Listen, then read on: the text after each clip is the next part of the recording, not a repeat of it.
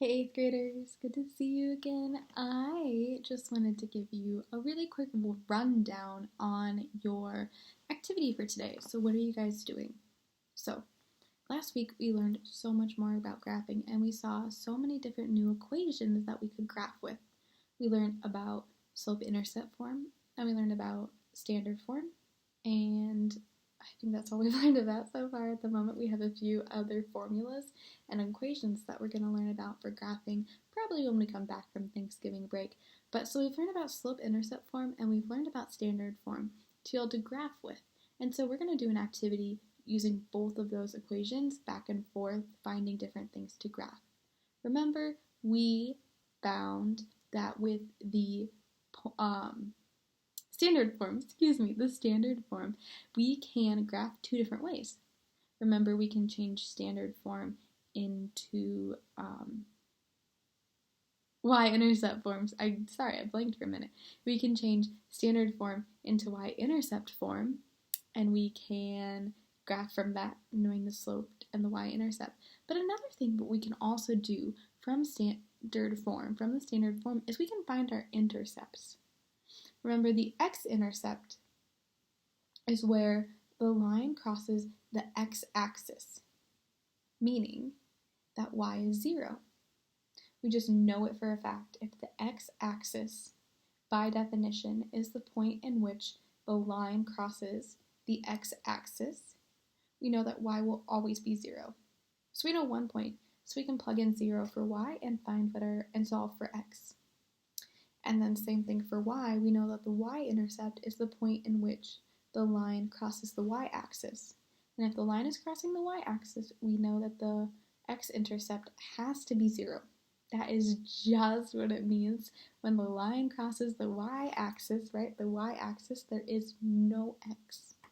X is 0. So we can plug in 0 for x and find our y-intercept. And then from those 2 points, we can use our slope formula, which is the change in y's over the change in x's, rise over run. We can use our slope formula and find our slope and find a few points on our line, and we can graph from there. So that's your activity. Let me see if I can tell you. Are your activities going to be doing? Look at 4 exclamation points. How fun is that? We're graphing!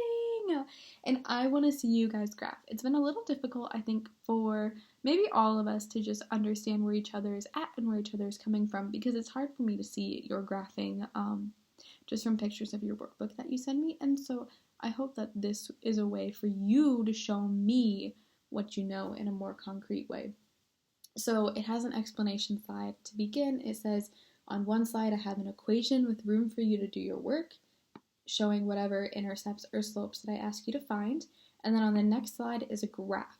So for each problem, there's 2 slides. The first slide has the equation, the second slide has the graph, and then it'll tell you what you're supposed to do. So the next 2 slides give you an example. So an example, I have an equation here in standard form. If you can see that, 2x minus 3y equals 12. And I say, please find the intercepts. So then I give you 2 boxes in which to find the x and the y-intercept. If you can see that, you need to show your work within those 2 boxes. Show me how you plug in 0 or how you, how you plug in 0 or how you use the points to find the slope. Show me your work. Type it out. I know it's a little weird. I know it's a little wonky, but please type out your work. So then you have this slide with all your work. And then the next slide, you have a graph. So on the left side, it says points that I graphed. So you need to tell me what you graphed. It'll have that for every slide. And then it'll have a graph. So here's an example. It says what I graphed in that box on the left. So you need to tell me what you graphed. You need to tell me the points that you graphed or the slope that you used. And then if you see, there we go. If you see, there's a line and there's 2 dots. So there's 2 dots for you to click and drag and put somewhere on the graph. Put the 2 dots, and then that you can take that line and put it through the 2 dots.